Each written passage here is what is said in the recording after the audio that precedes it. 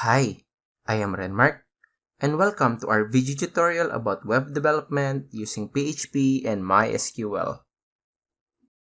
In this video, we will talk about Lesson 7, which is HTML Forms Part 2. So let's get started. HTML Form Elements. The following list are the topics that we will going to discuss in this lesson. Number 1, the input element. Number 2, the select element. Number 3, the text area element. Number 4, the button element. Number 5, the field set element. And lastly, the data list element. So let us now discuss the HTML form elements. So kapag sinabi nating form element, ito na yung mga objects or controls na makikita natin doon sa loob ng ating form. Pwedeng mga text box yan, pwedeng mga combo box, no, drop down list, pwede nating makita yung mga buttons, and so on and so forth. So yun yung mga tinatawag nating form elements. And we will going now to discuss halos lahat ng mga pwede nating magamit, no, doon sa ating mga upcoming projects. So let's start. I'm going to create a new PHP file and I'm gonna save it and name it as html_form elements.php, and then hit save. Next, our HTML boilerplate, we're gonna name this as HTML form elements, and then inside the body, again, do not forget to create a form, okay, and then close the form. Next, specify the two most important attribute, which is the action. And then you put the action kung saan page mo siya gusto mag-send, pero I'll leave it as blank.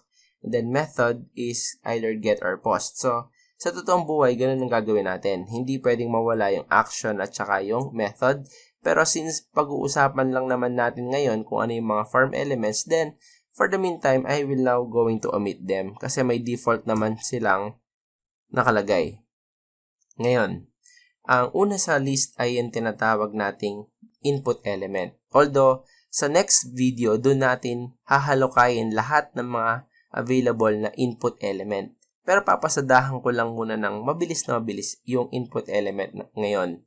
So, one of the most used form element is actually the input element. And the input element can be displayed in several ways depending on the type attribute. At yung mga type attribute na yun yung pag-uusapan natin sa ating next lesson. Pero for the meantime, kapag nag-type tayo dito ng input at tinype natin dito text, actually, pwede nating iwanan na walang laman yan. Yun yung gusto ko munang ipakita.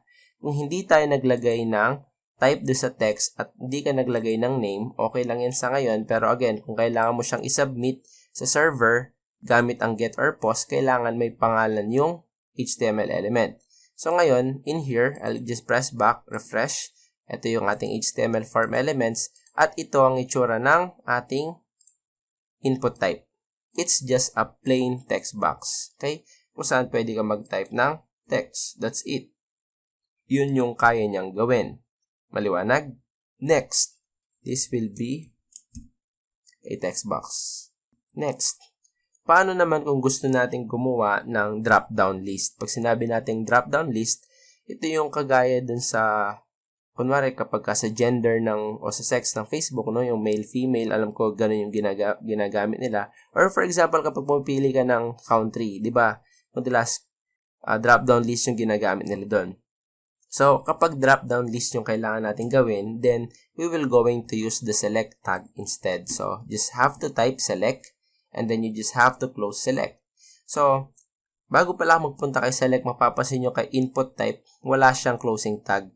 Input type are few of the examples of tags that are empty elements. So, pag sinabi natin empty element, hindi sila nagre-require ng closing tag. Examples ng mga yan are the image tag and the break tag. No? Hindi sila nangangailangan ng closing tag. Maliwanag yan, ha? Madalas one line lang yan. Sa lower version ng HTML na naglalagay pa sila ng slash do sa dulo to close daw yung tag. Pero sa bagong version ng HTML5 semantics, hindi na yan nire-require. So, wag natin siyang ilagay. So, next, we have the select. Again, select is not an empty tag, so meron siyang closing tag or end tag. Kapag ginawa natin to, actually sapat na yan. May makikita na tayong resulta dun sa screen, kagaya nito. Pero wala lang siya laman. By the way, mas maganda siguro or mas maigi kung mag-prepare ako dito ng or HR, horizontal rule, para meron namang gap between sa mga ginagawa natin. Ayan. So again, pag nag-create ka ng select, meron ka ng drop down pero wala lang siya laman. Okay? This is a drop down list. This is how we create a drop down list. Okay?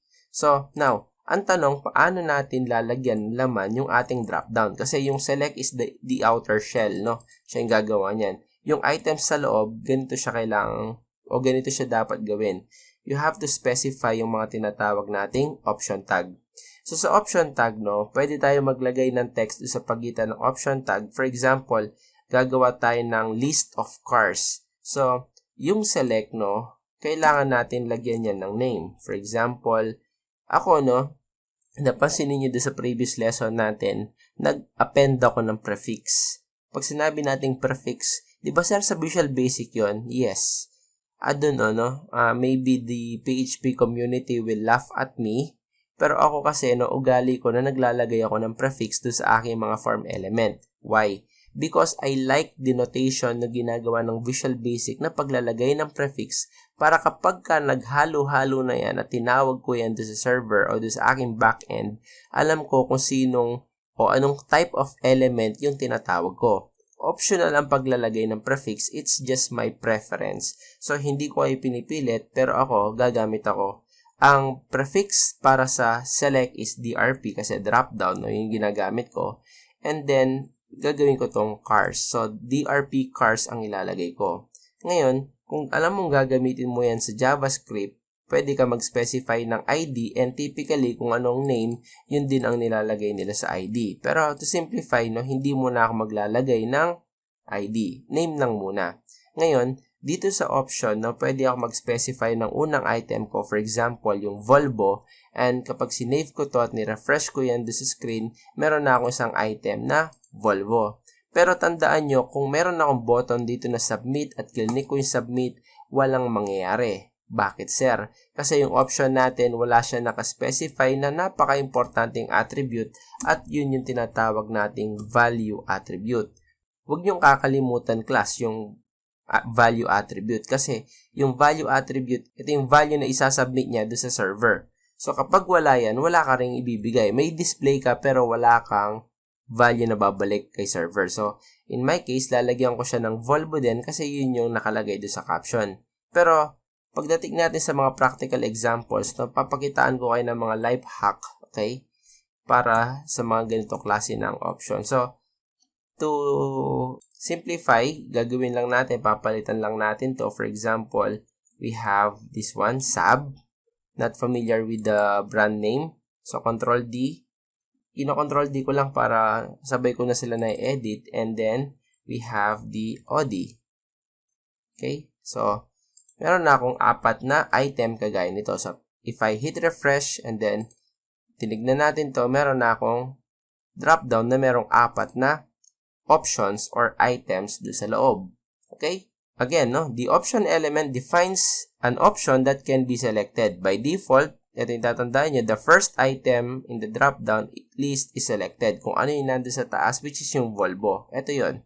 Kaya nga nung nirun natin siya, papasinin nyo, Volvo yung, kahit i-refresh ko to, Volvo yung unang item. Kaya yun yung pinaka-initial o selected item niya. Ngayon, to define a pre-selected option, kung ayaw mo yung Volvo, gusto mo yung Fiat, no? Then, you can add actually yung attribute na selected. For example, again, ito yung option na gusto kong pre-selected pero hindi yung Volvo kahit siya nandun sa una ng list. Pwede mong i-bypass yan gamit ang selected attribute. Ang selected attribute, hindi niya kailangan tumanggap ng value. Kailangan mo lang ilagay siya as it is, kagaya nito, selected. And that is already good. So, if I hit refresh, so mapapasin ninyo, nandun na yung Fiat. Kanina ni-refresh ko siya, ayaw niyang gumana. Again, pag ayaw niya, you go back to the address bar and then press enter. Okay? Para mag-take effect siya. Next, you can specify the attribute size. So, dito sa size attribute, dito mo pwedeng i-define yung number of visible values. So, kung sinet ko dito na 3 at ni-refresh ko yan, so, 3 lang yung makikita nating option. Pero, so again, pangit kasi nakikita, dagdagan na lang natin. So, gawa pa tayo ng mangilan-ngilan. Copy. Paste, paste, paste. So, for example, gawa tayo for Toyota, Mitsubishi, at saka Honda. Save. Refresh. Tanggalin ko muna para makita natin kung ilan yung default. Ang default ay 1, 2, lahat dinidisplay niya. Pero kapag nag-perform ako dito ng size at nag-set ako ng 5, kung 5 yan, 1, 2, 3, 4, 5, hanggang kay Toyota lang dapat yung lilitaw kagaya nito. Okay? So, at least nakikita nyo na siya exactly kung ano yung magiging itsura niya. Ganyan ang magiging itsura niya kapag nag-specify ka ng size. Drop down pa rin naman yan, no? Pero isa lang ang pwede mong piliin. Okay? So, ini-scroll mo siya pababa. Pero, hindi ko trip yung ganitong klase ng view. So, typically, kung ako ang tatanungin nyo, hindi ko yan ginagawa. Pero, for the sake of the example, ipinakita ko lang sa inyo kung anong nagagawa ng size attribute. Maliwanag? Okay? Next. By default kasi size nun 1. So, next is yung tinatawag nating allow multiple. So, dapat pala binalik ko muna. So, balik lang muna natin yung size, refresh. Tulad ng sinabi ko sa inyo, drop down pa rin yan pero wala na nga lang yung bumababang window. Pero isa lang yung item na pwede mong iselect. What if gusto mo na parang sa Visual Basic, para siyang list box na pwede kang mag-select ng multiple items? Toyota, Mitsubishi, Honda, yun yung mga local, no, brand. So, gusto kong iselect yung mga yon. How do we do that? Very simple. Pwede kang maglagay ng tinatawag nating multiple attribute doon sa ating select. Huwag sa option, no? Kasi sa select dapat magkaroon ng multiple attribute. If you hit refresh, then that's already a list box. So, pwede ka na mag-select ng multiple values by holding the shift key and then clicking the items, or pwede din yung control. Halimbawa, gusto mo yung Volvo, yung Toyota, at yung Honda. So, pinress ko lang sila by selecting and then naka-hold lang yung control key dun sa aking keyboard. And then, that is how I do it. Okay? Pero again, no, bibihira rin ako makakita ngayon ng mga forms na merong multiple capability. Iba yung technique na ginagawa nila. Kapag nandun na tayo, no, makikita nyo, if kailangan ng bata na mag-select ng multiple items, o kailangan ng user na mag-select ng multiple items, they do not use select. They use checkboxes, no? Pagdating natin doon. Pero bihira ako makakita talaga ng ganong klase ng usage dun sa mga select element. Okay? So, I will going to leave this as a drop down. Next, paano naman yung susunod nating item? Ang susunod nating item is yung tinatawag nating text area. And a text area defines a multi-line input field. So, pag sinabi natin multi-line, dito kasi hindi ka pwede mag-press ng enter. Pag pinress mo yung enter, kagaya niya, no, isi-send niya sa sarili niya in a form of get. Ngayon, pag sinabi natin multi-line, kagaya ito nung nandun sa Facebook, yung kapag gusto mo mag-post ng what is on your mind. Okay, gaano kadaling gawin yon? Very simple. Kung kailangan mo gumawa ng text area, then you just have to specify text area, and then again, kailangan siya nakasara. So, sa advanced lessons, no, hindi ko sinasuggest na ibaba yung text area. Kasi nagke-create na siya ng line break to sa mismong, pag nagkaroon tayo ng enter key dito, nagkakaroon na rin siya ng effect doon sa ating actual window. Kagaya niyan. Ayan, no? Para siyang may initial value. Napansin nyo ba? Okay? So, meron na siya kagad laman. Ngayon, again, no, hindi ko sinasuggest na naglalagay tayo ng space doon sa pagitan ng text area. Pag ginawa kasi natin yan, no, mapapansin niyo wala siyang initial na laman. Nakita ko yan dati, no, kasi namroblema ako. Sabi ko, pusang gala. Bakit parang may laman yung text area kung wala pa ako nilalagay, no? Nung mga baguhan pa ako. So, that is 13 years ago. Ba't meron siya laman, no? na-stress ako, yun pala yung technique. You do not want this, no, na ibaba doon sa ilalim. Kasi kung ilan din yung line breaks na nandoon, para siyang pre-formatted tag, kinukuha din niya at pinapasok niya as value. Kasi sa pagitan ng text area, kung ano man yung ilalagay nating text dito, yun yung magiging initial value niya. Hindi siya kagaya ng input type text na merong value attribute na doon mo ilalagay yung value. Hindi ganun kasi sa text area.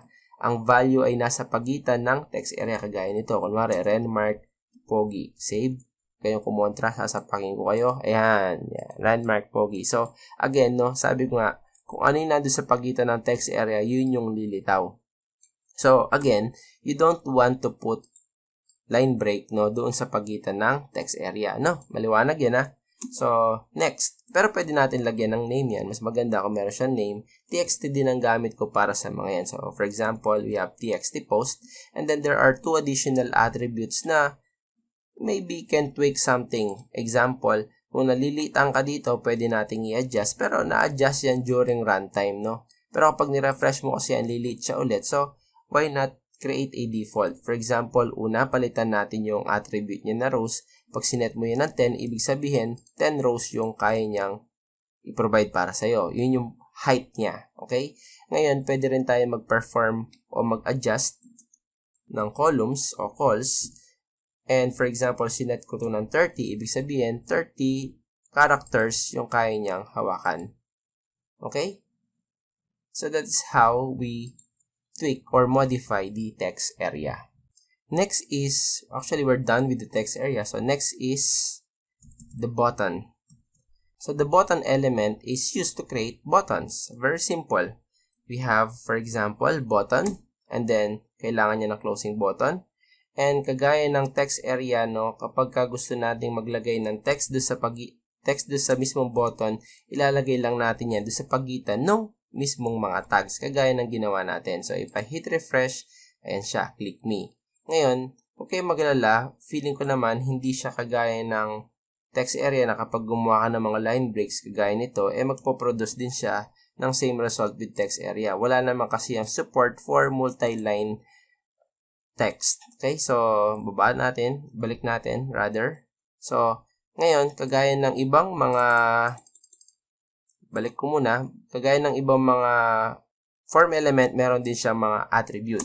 So, anong attribute na madalas kong ginagamit? Madalas yung type. So, sa type, no, meron akong alam na 3 type na pwedeng gamitin dito. Una, yung tinatawag nating button. So, pag sinabi nating button, madalas ginagamit to sa JavaScript kasi hindi siya nagsasubmit ng form kagaya ng nangyari dito. Pwede mo itong gamitin sa JavaScript, no, kasi hindi siya, or pwede mo itong gamitin sa JavaScript para mag-perform ng specific client-side task para hindi siya mag-submit papunta sa form. Kasi iba yung gamit ng pangalawang type, which is yung tinatawag nating submit. At yung submit naman kasi is kung ano man yung mga pinaglalagay mong data dito, pag clinic mo to, ibabato niya yan dun sa, o isasend niya dun sa file na naka-indicate dun sa action. At depende dun sa kung ano yung ginamit niyang method. Okay? So, kapag magsasubmit tayo ng data, submit ang kailangan natin dun.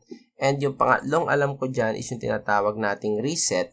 So, ang reset is literally, buburahin niya, o kunwari, pumili ka dito ng Volvo, nag-type ka dito, ibabalik niya sa default, kaya nga reset, yung state ng ating HTML form. Okay? So, for the meantime, we will gonna put button dito at yan yung default. Okay? So, hopefully, na-differentiate ko naman ng maayos yung 3 differences nila. Next, gawin natin yung tinatawag nating field set and yung legend elements. So, lagay lang muna ako ng horizontal rule. Hindi na ako nakapag-comment. This is tie line text box. Typically, a text area. Ba't ba yung word wrap? Laging sipahin ko to eh. And this is how we create a button. Next, paano naman yung susunod? Yun yung tinatawag nating field set and legend. So, the field set element is used to group related data in a form. At yung legend element naman defines a caption for the field set element. Sa mga nagbi-Visual Basic dito, kung familiar kayo sa tinatawag nating frame, Okay? Sa Visual Basic kasi may ganun na frame. Ginagamit yung frame para makapag-group tayo ng mga controls. Sa HTML, pwede rin natin gawin yung tinatawag nating frame. Kapag pinasok natin yon doon sa tinatawag nating mga frames o sa HTML, mas proper na tawagin natin silang field set. So, how do we do that? Very simple. Kailangan lang natin mag-specify ng field set, kagaya nito. At sa loob ng field set, okay, pwede tayong gumawa ng tinatawag nating legend. So, paano man ginagamit ang legend? Madali lang. Yung legend, ito yung, for example, magiging label ng ating frame. Kunwari, personal information. Kagaya nito. Colon, save. If I hit refresh, may makikita kayong kagaya nito. Para siyang frame, di ba? Ayan. So, kapag tinanggal mo o tinanggal natin yung legend dito, wala kayong makikita doon sa frame. Ang makikita nyo lang dyan, para lang siyang ordinary na box na may border. Okay? Pero kapag nandyan yung frame o yung legend, may makikita kayong caption doon sa ating frame, which is good. Okay? Ngayon dito, pwede kang gumawa ng mga input type. Kunwari, gagawa ulit tayo ng mga input type sa loob. Sample lang. Halimbawa, meron tayo ditong first name. First name. Kaya nito, save. Refresh. Ayan. At meron tayo, for example, na break tag. And then, copy-paste. Para lang makita ninyo at meron tayong last name. Pero hindi pa ito yung proper way talaga ng pag-create, no? Pinapakita ko lang sa inyo. By the way, baka mabash tayo. Magkahiwalay daw ang first name at saka yung last name in English. Nasanay lang ako. Save. So, ganyan ang itsura ng field set at legend. Ginagamit sila, no, para makapag-group ng related data elements. Which is good, no? Kasi pag may nakita ka, personal information pala yan. So, pwede tayong mag-type ng mga text at alam mo yung classification ng mismong mga form elements na yun.